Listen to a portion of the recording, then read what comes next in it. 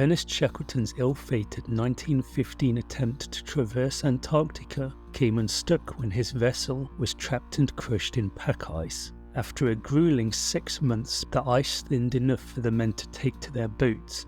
It is at this juncture that the Endurance's captain takes up the narrative of Shackleton's remarkable duel with death in Shackleton's Boat Journey. The book was published by the Folio Society in a new edition of 2015. It is this latest edition that I'll be looking at here. Things get off to a fairly ordinary start as we receive a standard Folio Society slipcase, albeit one covered in a tasteful blue paper. It has a white paper lining.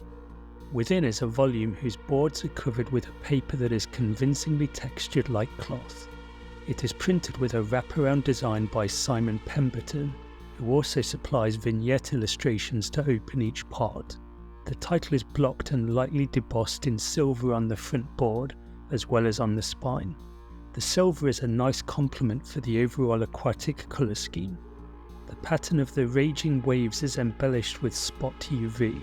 This introduces a smooth area to the book's surface that almost feels wet next to the rougher texture of the bare paper. Overall, I'd say this book has an inspired exterior design. After plain teal end papers, we find a book printed on 168 pages of Abbey wove paper. The title page is presented as a 2-page design with a photograph of Shackleton's men in one of their boats spanning the full 2-page spread. The title is tastefully overlaid on the recto page. The book is illustrated with contemporary photographs from the expedition, mostly taken by expedition photographer Frank Hurley. Like Ill Met by Moonlight, which I reviewed earlier on this channel, I find it incredible that photographs should exist at all. It takes a particular dedication to craft for a photographer to continue taking and preserving images when merely surviving demands the full exertion of his capacity. Hurley's gift to posterity is that this remarkable story is brought to life through his black and white frames. The 13 full-page photographic plates are printed on gloss paper. Rather than being grouped in a single cluster at the centre of the book, the images are distributed fairly evenly throughout, which I much prefer.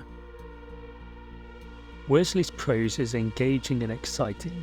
It gives his reader a real sense of the adversity faced by the men during their months among sea ice, without ever coming off as anything other than stoic. Non-fiction is seldom such a page-turner, and we race towards the book's climax, which is no less fulfilling or moved than the best handcrafted narrative. An accompanying introduction was penned by famed contemporary explorer Ranulph Fiennes, a fitting choice who dispensed the role most effectively.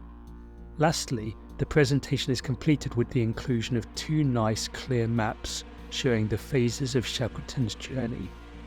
In summary, this is an example of Folio Society at its best, combining tasteful design with classic text, all at a modest price.